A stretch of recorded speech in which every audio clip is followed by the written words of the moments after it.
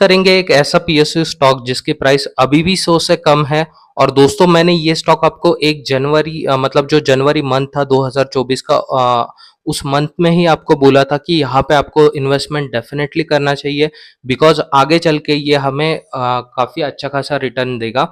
और दोस्तों वो टाइम आ गया। अब हम देखते हैं वो स्टॉक कौन-सा है। सो दोस्तों इसका नाम है एमटीएनएल। यहाँ पर आप देख सकते हो कि आज की डेट में स्टॉक में 19% का जंप देखने को मिला और इसके पीछे एक बड़ी खबर भी है।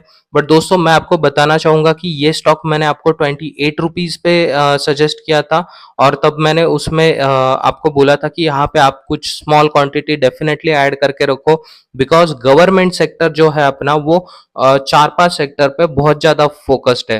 पहला रहा डिफेंस सेक्टर, दूसरा power sector, third railway sector, then telecom sector.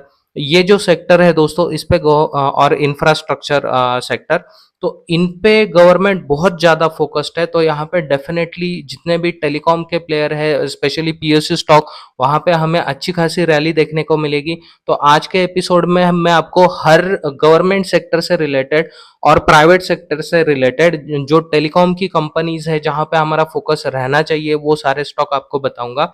सो दोस्तों आप यहाँ पर देख सकते हो कि अगर इसका 1 ईयर का हम रिटर्न देखें तो स्टॉक ने ऑलमोस्ट 229% का बहुत ही शानदार रिटर्न निकाल के दिया। वही अगर आप 5 ईयर्स का चार्ट देखोगे तो देखो कंटिन्यूस यहाँ पे इम्प्रूवमेंट देखने को मिल रहा है और कंपनी ने 803% का बहुत ही मैसिव रिटर्न निकाल के दिया है।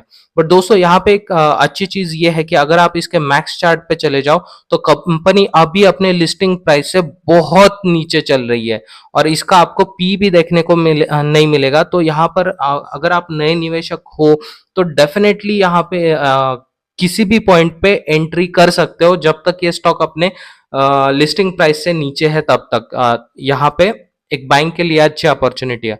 अब इसमें बाय क्यों करना चाहिए दोस्तों? फर्स्ट थिंग, जैसे लास्ट ईयर आपने मेरे प्रीवियस वीडियोस देखे होंगे तो मैं लास्ट ईयर ये न्यूज चल रही थी कि बीएसएनएल में एमटीएनएल मर्ज होने वाला है बट अभी के लिए वो नहीं होने वाला। गवर्नमेंट ने ये डायरेक्शन दिया है कि यहाँ से आगे एमटीएनएल के जितने भी ऑपरेशंस है वो बीएसएनएल ऑपरेट करेगा और एमटीएनएल का मतलब जो भी प्रॉफिट निकल के आएगा उसमें से कुछ परसेंटेज बीएसएनएल को मिलेगा। तो ये बहुत अच्छी बात है। इसके अलावा दोस्तों आज इस स्टॉक में न्यूज थी कि MTNL stock soars 19% as government deposit rupees 92 crore to pay bond interest dues. तो इनके जो इंटरेस्ट है उसका 92 करोड़ का हिस्सा गवर्नमेंट यहाँ पे कर रही है। तो ये स्टॉक से रिलेटेड बहुत शानदार न्यूज है और इसी के चलते दोस्तों MTNL में हमें आज 19% की एक मैसिव जंप देखने को मिली। और दोस्तों जैसे मैंने आपको बोला था यहाँ पे मैं दिखाता हूँ मेरा इन्वेस्टमेंट। मैं हमेशा जो भी देखो स्टॉक मार्केट से पैसा कमाना बहुत आसान चीज है अगर आपको ये समझ में आए कि कौन सा बिजनेस आगे जाके चलने वाला है। तो हमें हमेशा ये फोकस करना चाहिए कि गवर्नमेंट कौन से सेक्टर में ज्यादा फोकस्ड है। जैसे टेलीकॉम सेक्टर ऑब्वियसली फोकस्ड है तो मैंने यहाँ पे आपको पहले ही बता के छोटा निवेश करने को बोला था। तो यहाँ पे देखो मेरा सिर्फ 14,000 का निवेश है जो मैंने 500 क्वांटिटीज इसकी खरीदी थी 28 रुपीज पे और आज उसका रिजल्ट आप देख रहे हो मुझे 123% का यहाँ पे बहुत ही अच्छा रिटर्न मिला है। और दोस्तों ये रिटर्न मेरा कहीं गुना बढ़ जाएगा बिकॉज MTNL 100% बढ़ने वाला है और हमें फ्यूचर में अच्छे रिटर्न निकाल के देगा। अब रही फ्रेश एंट्री की बात तो दोस्तों जैसे मैंने बताया आप कभी भी इसमें एंट्री ले सकते हो। सो इसके अलावा दोस्तों MTNL के अगर आप नंबर्स देखोगे स्क्रीनर पे तो नंबर्स बहुत ही खराब है बिकॉज कंपनी अभी तक तो लॉस मेकिंग ही काम करती आ रही है। इसके सेल्स में गिरावट है, प्रॉफिट नंबर में गिरावट है।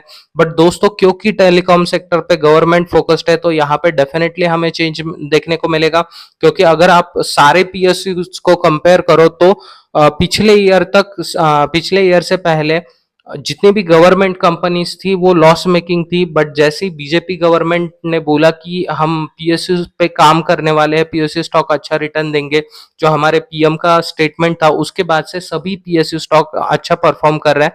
तो मुझे ये लगता है कि एमटीएनएल भी एक बड़ा प्लेयर बनेगा और हमें अच्छे खासे रिटर्न बना के देगा। सो दोस्तों बीएसएनएल में आप डेफिनेटली इस लेवल पे भी एंट्री ले सकते हो। नेक्स्ट स्टॉक दोस्तों जो पीएसयू स्पेस से बिलोंग करता है वो पंजाब कम्युनिकेशन लिमिटेड। ये भी स्टॉक मैंने आपको 2-3 बार बताया है, ये 54 और 45 के लेवल पे था, तब से मैं बता रहा हूँ कि इस स्टॉक में भी हमें निवेश करना चाहिए, because MTNL is pure telecom service company, मतलब जो टेलीकॉम सेक्टर की सर्विसेज प्रोवाइड करती है। बट पंजाब कम्युनिकेशंस क्या है? पंजाब कम्युनिकेशन एक ऐसी कंपनी है जो टेलीकॉम सेक्टर के लिए जितने भी इक्विपमेंट्स लगते हैं वो बनाने का ये काम करती है। और दोस्तों इस कंपनी का भी अगर आप 1 ईयर का चार्ट देखोगे तो इस कंपनी ने 115% के बहुत ही शानदार रिटर्न निकाल के दिए हैं पिछले 1 ईयर में। और वही अगर आप 5 ईयर की बात करोगे तो 352% के अच्छे रिटर्न इस कंपनी ने निकाल के दिए हैं। अगर आप यहाँ पे मैक्स चार्ट देखो तो दोस्तों ये भी कंपनी अभी अपने लिस्टिंग से नीचे चल रही है। देखो इसका लिस्टिंग हुआ था 115 पे और अभी ये 68 पे ही ट्रेड कर रही है। हालांकि लॉन्ग टर्म का चार्ट इसका भी कुछ खास नहीं, बट दोस्तों ये भी कंपनी हमें यहाँ से अच्छा ही रिटर्न निकाल के देने वाली है, तो आपको यहाँ पर भी फोकस्ड होना चाहिए। और सबसे अच्छी बात की कंपनी का जो पी है वो अभी भी 8.15 चल रहा है, तो काफी सस्ता वैल्यूएशन है इस कंपनी का। आपको इस पे फोकस्ड रहना चाहिए। और दोस्तों ये company not only in telecom sector but ये डिफेंस के लिए भी काम करती है, तो यहाँ पे आपकी नजर 100% होनी चाहिए। और यहाँ पे कुछ देखो छोटी क्वांटिटी भी आप 10,000 भी लगाओगे, 5,000 भी लगाओगे तो आपको फ्यूचर में इससे अच्छे रिटर्न मिल जाएंगे। और क्योंकि ये गवर्नमेंट कंपनी है तो हमें यहाँ पे चिंता करने की कोई बात नहीं है। इसके अलावा दोस्तों नेक्स्ट गवर्नमेंट सेक्टर की कंपनी है आईटीआई लिमिटेड। तो ये भी जो आईटीआई कंपनी है दोस्तों ये टेलीकॉम सेक्टर की बड़ी प्लेयर है और ये टेलीकॉम के इक्विपमेंट बनाते हैं। नॉट ओनली इक्विपमेंट बट ये ऑल्सो डेटा सेंटर के लिए काम करती है। इसके अलावा दोस्तों अगर आपने रिसेंटली न्यूज सुना होगा तो आईटीआई लिमिटेड ने उनका खुद के ब्रांड का स्मैश करके एक लैपटॉप और कंप्यूटर भी इम्प्लीमेंट किया है जो अभी मार्केट में परचेस के लिए अवेलेबल है। तो ये भी कंपनी यहाँ से हमें अच्छा ही रिटर्न बना के देगी। अगर आप इसका 1 ईयर का चार्ट देखोगे तो यहाँ पे 175% के बहुत ही शानदार रिटर्न इस कंपनी ने निकाल के दिए हैं। वही अगर 5 ईयर का चार्ट देखोगे दोस्तों तो यहाँ पे 262% के बहुत अच्छे रिटर्न है। और अगर आप इसका मैक्स चार्ट देखोगे तो देखो ये कंपनी अभी अपने ऑल टाइम हाई के आसपास चल रही है। बट मुझे लग रहा है कि इस बजट में टेलीकॉम सेक्टर को गवर्नमेंट डेफिनेटली प्रमोट करेगी और जैसे ही यहाँ पे कुछ भी अच्छी न्यूज आती है तो ये सारे के सारे स्टॉक आपको बहुत ज्यादा तेज भागते हुए देखने को मिल जाएंगे। इसके अलावा दोस्तों अगर आपको प्राइवेट सेक्टर में टेलीकॉम का कोई स्टॉक परचेस करना है तो मेरी सिर्फ एक ही चॉइस है, भारतीय हेक्साकॉम या भारतीय एयरटेल। इसमें से आप कोई भी स्टॉक परचेस कर सकते हो। ये काफी अच्छी कंपनीज है भारतीय एयरटेल। मैं यहाँ पे जियो को रिकमेंड नहीं कर रहा, इसका रीजन है ये है, हालांकि मैं जियो की सर्विसेज यूज करता हूँ बट फिर भी मैं जियो को रिकमेंड नहीं कर रहा। इसका रीजन ये है बिकॉज जियो का जो बिजनेस है वो अभी डीमर्ज नहीं हुआ। जैसे जियो फाइनेंस रिलायंस इंडस्ट्रीज से जियो फाइनेंस डीमर्ज हो गया तो अब वहां पे जियो फाइनेंस में ये चांसेस है कि वो हमें अच्छी खासी रैली दिखाएगा और हमें अच्छा खासा बेनिफिट निकाल के देगा।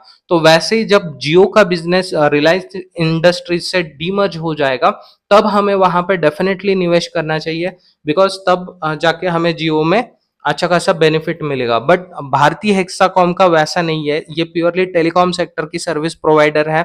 और दोस्तों यहाँ पर आपको मैं और एक न्यूज बताना चाहूंगा कि भारतीय एयरटेल यहाँ पे जो डेटा सेंटर होता है इंडिया में उस पे भी काफी ज्यादा फोकस्ड है, तो ये स्टॉक हमें यहाँ पर अच्छे खासे रिटर्न बना के देगा।